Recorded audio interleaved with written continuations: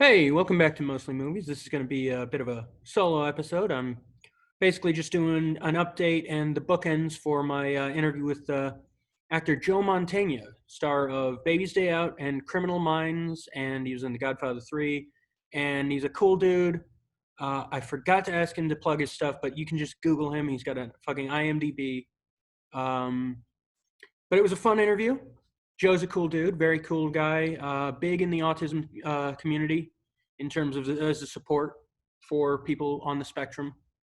I met him because I went to film school with his daughter, and there are a few questions I didn't ask that I wanted to, but I don't know if I know Joe well enough to actually have asked this question uh, that I was going to ask. So I probably won't even make that question public. It's a little bit of a silly question, not like really offensive, but it's an odd question I wanted to ask but didn't. But I had fun doing that interview. As I said, Joe's a sweet guy. I think my viewers probably already do support him, but support him however watch his shit. His family is very lovely. I've met with them a few times.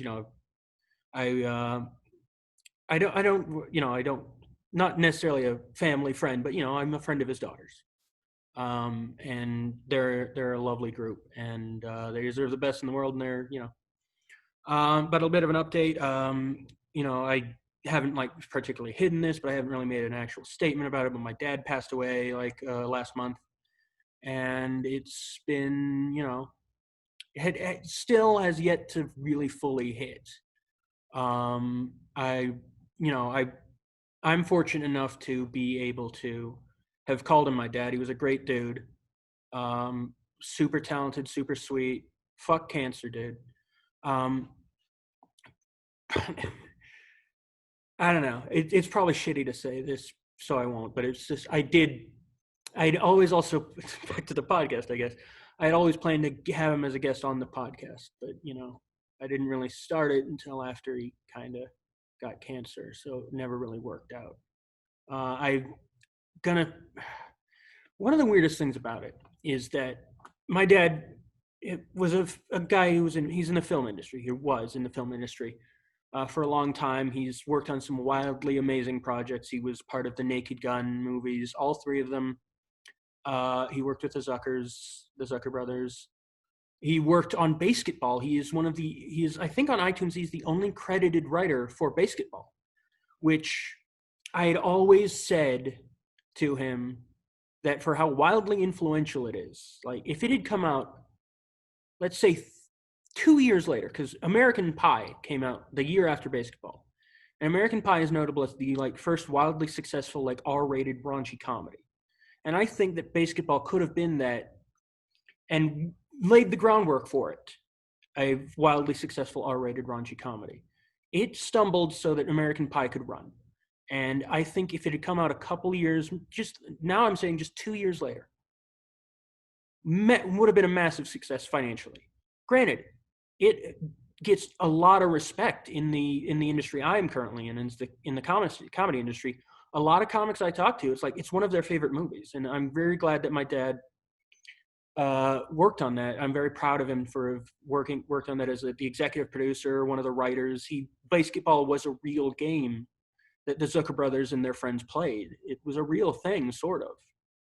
And Dad always did regret that the part that the Matt and Trey kind of did make it their movie and made it raunchy and but it really did set the groundwork, I think, for a lot of later shit and kind of revolutionized the film, like not industry, but like how films like I don't know. It really was a stepping stone for Matt and Trey, and they're wildly successful now. And I think that Basketball was assistive to that. And I'm just glad my dad was a part of that.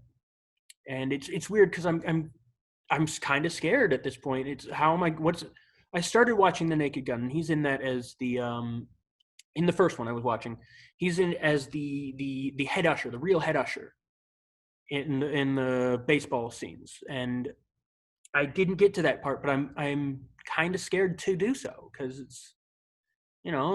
it's tough. It's tough losing your dad and then having him being also some of your favorite movies.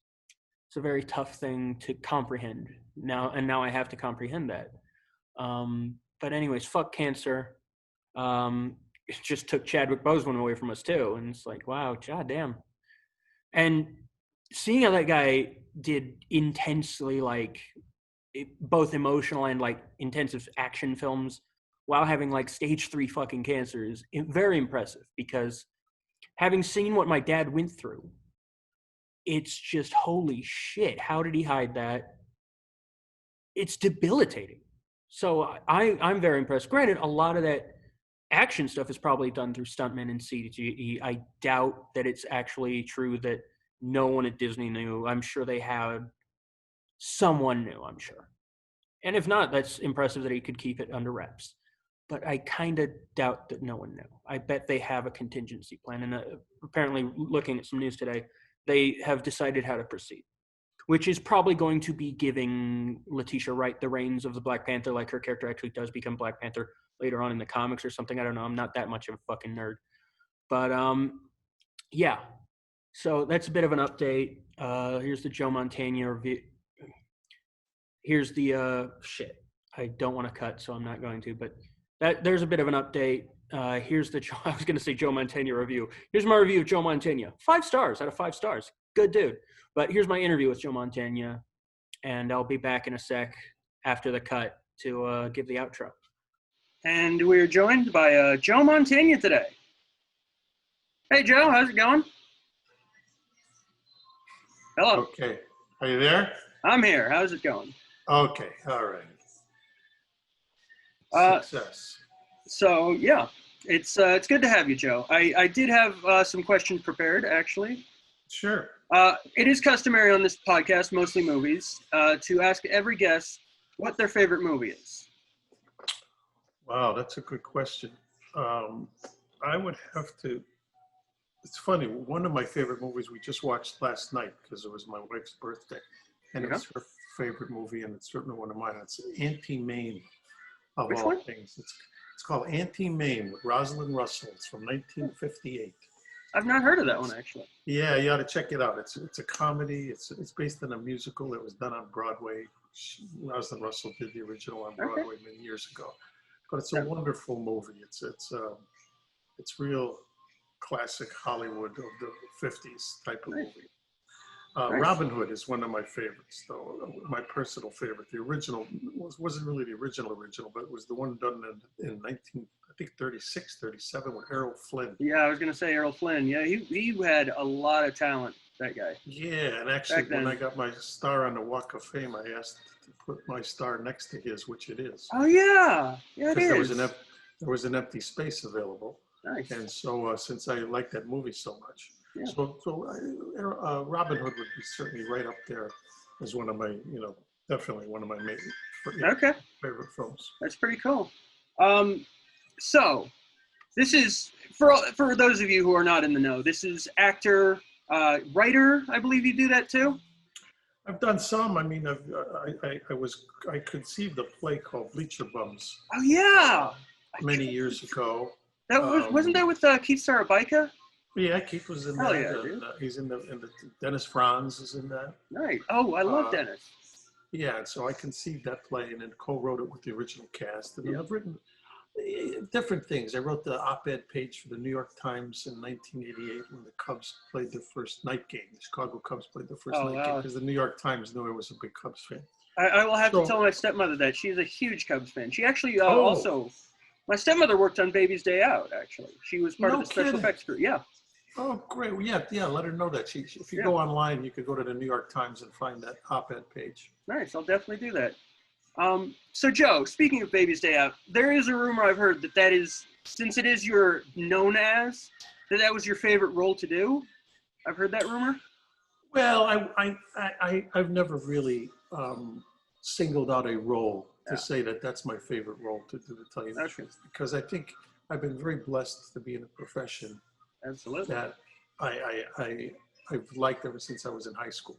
And not everybody can say that, that they're doing what they've always wanted to do and made a good living at it. Yeah. So for me, people ask me, what's your favorite role? I always say the next one. That's a good answer. destroys my question, but that's a good answer. Yeah, but Baby's Day Out is certainly a memorable one I had a lot of fun on. The movie, it wasn't the hugest hit in America actually, but it resonated internationally real strongly. And in India and in Central America and South America, it achieved much higher status. I mean, in India, it's considered like a classic there. They even remade it with all Indian actors. They kind of rules. Yeah, it really did. So you never know what what's gonna resonate with people. But that's certainly one of my favorites. Yeah. Man, though, that does take out my big question that was probably going to take up most of the thing. But, well, no worries. We can expound on anything you'd want to. Yeah. It was just the four was favorite role as a viewer, favorite role. Like, what do you think your favorite role to most people would be? Like, yeah, in other words, what most people would be. How others would say. Yeah. What do you think your best role to others is? That's hard to say too, because it depends on the person. Yeah. You know, a certain age group often will come up to me. Baby's Day Out as an example. Oh, yeah. If they're of a certain age group, they'll come up to me and say, when I was a kid, we watched that thing every day or 10 times. And so that'll be that group. There's another group that's like into the Godfather movies. They'll say, oh, I loved you with Godfather 3. If it's people who are into the TV series Criminal Minds, they're going to say David Rossi, because I did that for 13 years. If they're fans of The Simpsons, they're going to say Fat Tony on The Simpsons, you know? Absolutely, yeah. So it really depends on a person's point of reference. Yeah. It reminded me, just the Criminal Minds thing reminded me, I remember when you weren't on it, and Jesus, that I'm old now, I feel old. Yeah, sure. Yeah. I actually had a question sent to me by someone I was telling I was going to do this. Do you ever have to like just decompress after doing Criminal Minds? Because that's a heavy show. It is, but not so much, and I'll tell you why, Quinn. Yeah. A lot of people say, "Oh, how do you do that? It's so disturbing." And I've been to Quantico numerous times for research, and just because I do another show on the Outdoor Channel, and I was able to do some filming there for that. And what I came to the realization is there are these people who do that job like I did on Criminal Minds for a living. This is what they do every day, and there's no makeup involved, no special effects. When they come up on a gruesome kind of case, it's the real thing, and they have to deal with that. So I thought to myself, how would I be for me to say, oh yeah, that I have to decompress, because when they say cut and the actor who's laying there with an arrow in his head gets up and takes it off and goes and has a sandwich, I'm supposed to be upset by that. I have such respect for the real people who do the work of that profession, because we represent a real organization, that I think it would be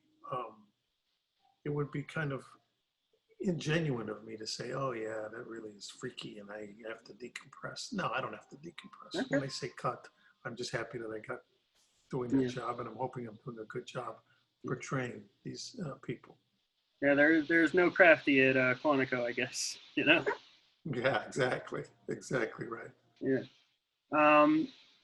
I was actually doing some research on your roles, and I noticed a more recent one, Cool Cat, which is, I mean, it's a role, cool but it is very funny to me, because that's a very internet, like, the internet is all over that series. See, but I don't know about that. You don't? You're credited in it.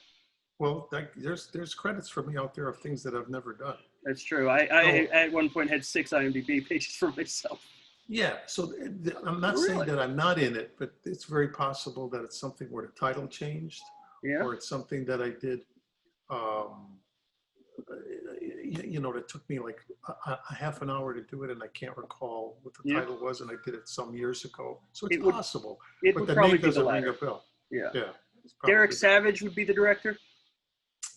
I have no memory of it. That's kind of the best answer you could have given me on that, honestly. It's great. Yeah.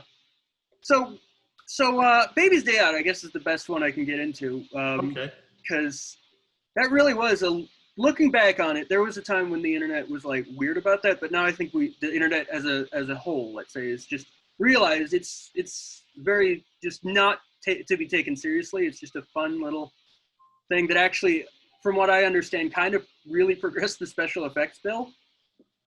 It did. It was one of the first films during that time, because I remember talking to those FX people, how a lot of that technology was fairly new, like stuff like when you saw the truck rolling over the baby and, not the baby not being hurt, and that building we were in, that skyscraper, was actually only about, 100 feet tall, and they made it look like it was 100 stories tall. So, I mean, there was a lot of new computer generated kinds of things going on at that time. And that, because we made that movie in 19, I think it was 93.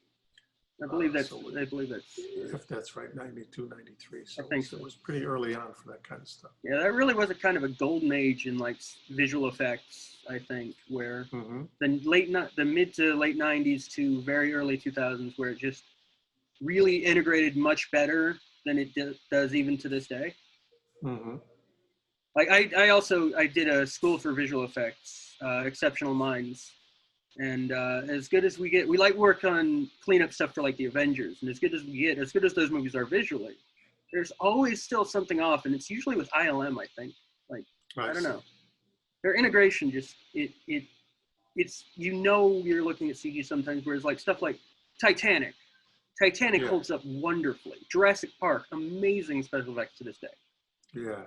And I'm talking about visual effects, not just the practical stuff. Yeah, incredible stuff. What dang, that question took out a lot. Dang. Still good. But that basically the writing process, or not the writing, the process behind Baby's Day Out was basically that Looney Tunes bit, right? Wasn't it? If you have any insight onto that. I don't know what you mean by the There's an old Looney Tunes thing. I think it was Looney Tunes. It's one of the cartoons where it's specifically the construction site. Oh, I see. That may be. I mean, you'd have that. Unfortunately, John Hughes has passed away, so there's no way to ask him. Yeah, but he wrote the script. But he may very well have been influenced by that. He might have. So I think I read that somewhere. I think that could very well be true. Yeah. Yep. Wow. How's the family doing? I guess I should ask. Well, everybody's good. Everybody's good. Today was my wife's. Yesterday was my wife's birthday, so that was. Well, happy birthday, Arlene. Celebrated. Yeah. And so Mia was here, and Gia was here, so people you all know.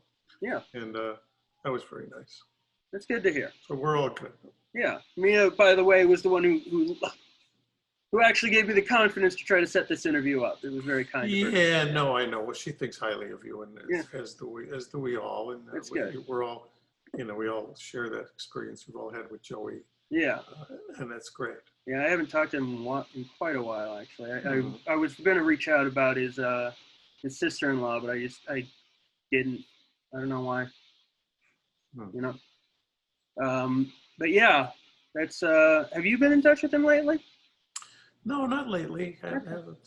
Maybe probably within the year I've heard from him, just to drop each other an email. But no, I haven't. Okay. Really, I guess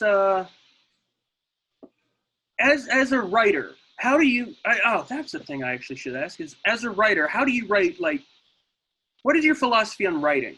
Because I have this specific philosophy where I'm not actually writing, I'm documenting, I guess is the way I'd put it. I don't refer to it as making things up about the character. I try to think of it as discovering things about the character.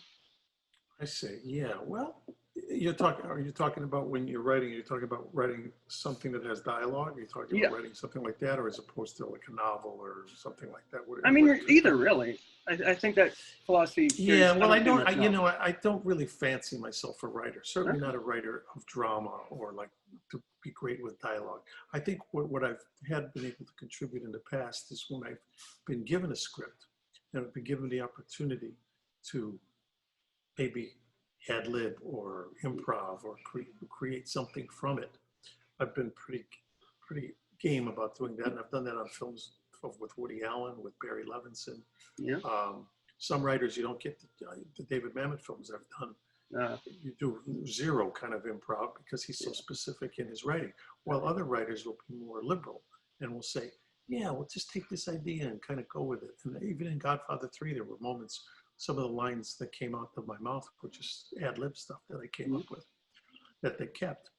So it really, a lot of it is just inspiration. In other words, you go in with this idea, and then whatever kind of noodles around in your head, you know, if you feel like, well, let me put that down, let's see how this goes. You just do it. I don't know if there's a formula, or I could say that I have a method or anything like that, as opposed to you just kind of, it's a innate sense you hopefully have that what you're coming up with makes sense and that other people relate to it. Yeah. All right. What was the other? I had this one that just came to me. Dang. As a oh, dang, I just had it too. That's okay. Yeah. Right. No. It's what do you prefer as an actor? Do you prefer to do more dramatic stuff, or do you prefer comedic? Or, you know, I guess really there's the blend. It's really the quality of the project. In other words, I'd rather do a great comedy than a bad drama, and vice versa. You know what I mean? In other words, something I'm more enthused about. Okay. I can get enthused about either. You know what I mean? There's some scripts I've read that I thought were brilliant, and I loved doing it because they were comic. Oh, so you did get my script. Yeah, there you go. I actually do want to rehaul that one a little bit.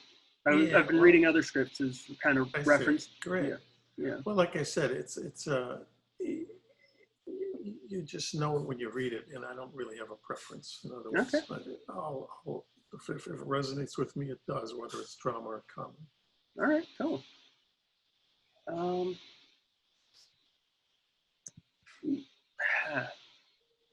I guess that's really kind of it. I thought 20 minutes was a great. No, that's fine. Yeah, no, that's a good. I think we covered some interesting stuff. That's really good. Yeah. Well, thank you again, Joe, for being on the pod. You're welcome, Quinn. Yeah, and my regards to the family.